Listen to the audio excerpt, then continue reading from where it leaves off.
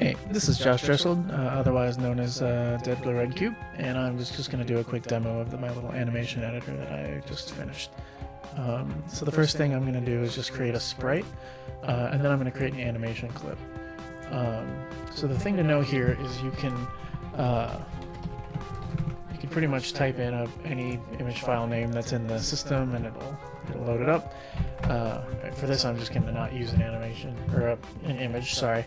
And now I'm going to switch into animation mode here, and then select the sprite that I'm going to animate. And for this animation, I want the pivot to be at the bottom, which in this case it's a 72 by 72 square. So the first thing, let's see, I want the duration to be 150. That's in frames. So we're going to start here at 60. And I'm going to go ahead and set some keys. We're going to start animating just the position first. So I'm going to make this, let's see, we're going to go to 90, and it's going to jump up into the air. Let's say it moves 3 and 5, oop, -5, and then we'll go to 120, 30 again, and we'll move to 6 and 0. So you can see, if I play this, it's sort of a nice thing, but we actually want there to be linear tangents at the beginning and the end, just so that it will move more nicely. So you can change the tangent types. There's a few different kinds. There's auto, which will sort of decide between spline, which will try to keep the momentum going on the motion basically, and flat, which will zero it out. So if it determines that it's changing direction, it'll basically choose flat, otherwise spline. There's linear, which just, it's a discontinuitous linear tangent on each end of the keyframe. And then there's step keys, which just, for the duration of this key, it won't change. So when you get to the next step, it will immediately change to the new value. Okay, so we've got the position moving.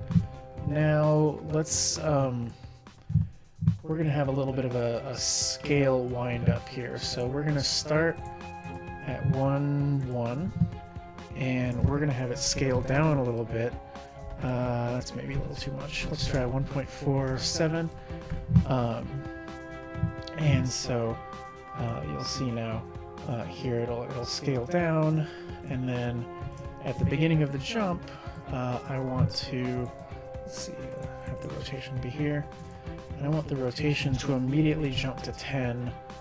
Actually no, well, let's have the rotation just animate to 10 a little bit. At the top of the curve, it'll be 0, and at the bottom of the curve again, it'll be -10, and then right after it lands, it'll switch to 0. This could technically be a step key, but it's 1 frame, so as a lerp, it doesn't matter. Now here, we're actually going to spring the other direction, which is we're going to make it a little tall, so it's like it really